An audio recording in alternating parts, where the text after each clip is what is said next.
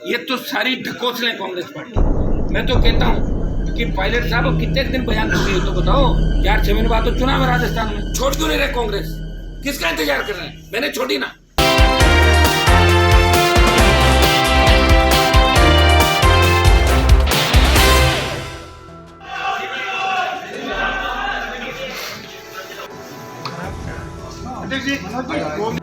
राष्ट्रीय लोकतांत्रिक पार्टी इस प्रदेश की चिंता कर रही है। पायलट को मुख्यमंत्री बनने की चिंता है और गहलोत को मुख्यमंत्री रहने की चिंता है और आरएलपी को प्रदेश के किसान और जवान की चिंता है। पेपर लीक के जो मामले हो रहे हैं लगातार बढ़ रहे हैं, चाहे रीट का हो चाहे सेकंड ग्रेड का हो। राष्ट्रीय लोकतांत्रिक पार्टी ने मजबूती से प्रदर्शन किए। पहले दिन से लेके तमाम जिला मुख्यालयों पर 2 दिन पहले जो जयपुर में ऐतिहासिक प्रदर्शन राष्ट्रीय लोकतांत्रिक पार्टी का रहा। पेपर लीक की सीबीआई जांच की मांग हमने करी। हमने कहा कि कुछ लोगों को एसओजी ने पकड़ा है। जब एसओजी की एडिलेंस भी खुद ही पकड़ी गई तो एसओजी पे भी उंगली उठ गई। एसओजी सही काम नहीं करी। पहले भी एसओजी पर आरोप लगे। रीट के मामले में भी जाडोली जो बोर्ड का अध्यक्ष था सुभाष गर्ग पर आरोप लगे। कांग्रेस पार्टी के जो था उसके ऊपर जहाँ से इकट्ठा करते थे जो महाराष्ट्र चंदा करने की संस्था, उस पर आरोप लगे रीट के मामले में और उस मंत्री पर आरोप लगे। लेकिन रीट की सीबीआई जांच नहीं कराई। हर पेपर लीक हो रहा।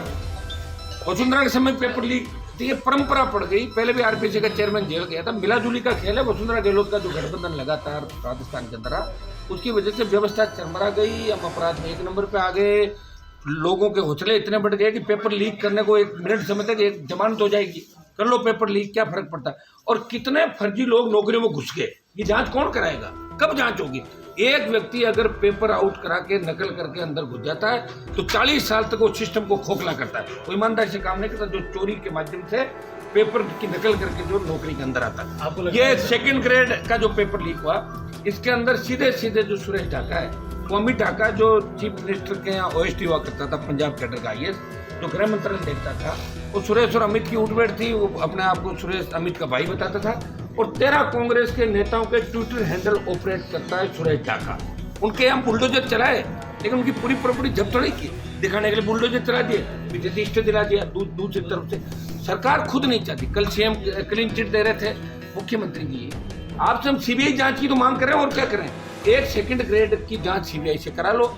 अगर आप क्लीन चिट दे रहे हो और सीबीआई क्लीन चिट दे दे तो ठीक है। ये आप कह दो सीबीआई पे आपको भरोसा नहीं मुख्यमंत्री को, जो देश की सबसे बड़ी जांच एजेंसी। हाँ, सीबीआई ईडी के छोटे मोटे दुरुपयोग होते हैं देश के अंदर, ये तो जिसकी सरकार करती है। लेकिन ऐसे मामले में तो सीबीआई अगर किसी को मुलजिम बनाएगी तो उसको तो सारे सबूतों के आधार पर मुलजिम बनाएगी। तो हम चाहते हैं कि सेकंड ग्रेड के अंदर अमित ढाका, देवाराम, इनके ओएसडी जिनकी देवाराम के रिश्तेदारों की जो कोचिंग संस्थान के अंदर भागीदारी है, उनके रिश्तेदार पार्टनर है, तो ये सारा सिस्टम जो इनके एमएलए मिनिस्टर जो दिख रहा है सारा सिस्टम, ये सीबीआई जांच के बिना स्टेट की एजेंसी उन पर हाथ नहीं डाल पाएगी। क्योंकि गहलोत के समय महेश जोशी हो, चाहे इनका मंत्री, चाहे नावा का महेंद्र हो, विदुड़ी, जोरीलाल मीणा, मलिंगा, जिस तरह नजदीकी लोगों ने बदमाशी करी राजस्थान के अंदर, सीएम पार्टी लग रही है। ये तो सारी ढकोसलें कांग्रेस पार्टी। मैं तो कहता हूँ कि पायलट साहब कितने दिन बयान करते हो तो बताओ। 4-6 महीने बाद तो चुनाव है राजस्थान में, आओ सड़क पे लड़ो लड़ाई, तब लोग मानेंगे। खाली बयानों से नहीं मानने वाले लोग। और आप जाओ राहुल प्रियंका से बात करके सीबीआई जांच का आदेश कराओ सारे मामलों के, तब वो मानेंगे।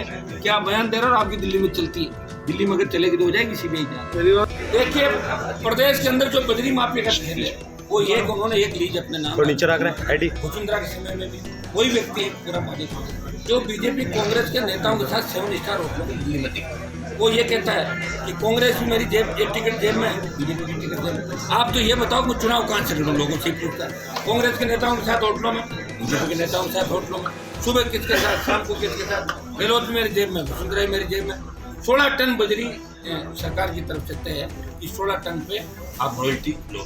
तो 16 टन की बजाय 40 टन पे लेते हैं और 50 रुपए की बजरी 500 रुपये पर टन देते हैं। और इलीगल जो मिल जाता है उसको भी मोर लगा के लीगल कर देते हैं। ये जो बजरी का खेल है, हजारों करोड़ का खेल, इसमें चीफ मिनिस्टर के नजदीकी लोग इन्वॉल्व है, वसुंधरा के नजदीकी लोग भी इन्वॉल्व थे और ये भी इन्वॉल्व है। और इसलिए सीएमओ इन्वॉल्व है कि सीएमओ को भी पैसा दिल्ली भेजना पड़ता है। उत्तर प्रदेश के चुनाव में 300 करोड़ रुपए भेजे थे राजस्थान के यहाँ से, और भी चुनाव में पैसा भेजते हैं। पैसा आएगा कहाँ? आपसे लेंगे जनता से पैसा लेके, वो चुनाव के अंदर खर्च कर देंगे। इसलिए सारा मिला जुली का खेल दिल्ली तक तो ये बजरी माफिया वही है जिसकी होटल में सरकार ठहरी थी। वही बजरी माफिया वही है। हाँ, वही बजरी माफिया जिसके होटल में सरकार ठहरी थी। तो वसुंधरा का भी खास है, गहलोत का भी खास है, और दिल्ली में बड़े बीजेपी नेताओं का भी खास है, और कांग्रेस नेताओं के साथ में लंच डिनर करता हुआ नजर आता है। वो सरकारों के ऊपर समानांतर सरकार चला रहा है, लेकिन आज बजरी माफिया भागता हुआ नजर आएगा बाड़मेर के अंदर। आप समझ नहीं रहे, मैं ये कह रहा हूँ पायलट कहते 4.5 साल तो हो गए। पायलट को हमने देखा था, मानेसर जब गए थे, मेरे 3 MLA सरकार गिरना में बीजेपी के साथ खड़े थे, वापिस आ गए थे।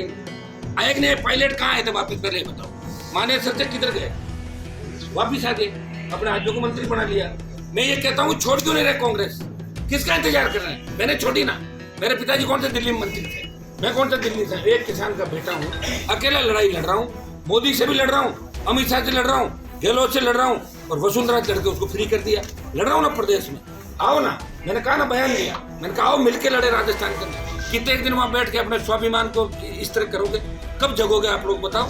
मेरा तो ये खाली बयानों से काम नहीं चलेगा, अब संघर्ष करना पड़ेगा सड़कों पर। राजस्थान की जनता जान चुकी है, नौजवान भी जानता है ये बयान किस लिए, ये बयान पॉलिटिकल है, ये लड़ाई का है या समझौते का, सारी बातें जानते हैं लोग।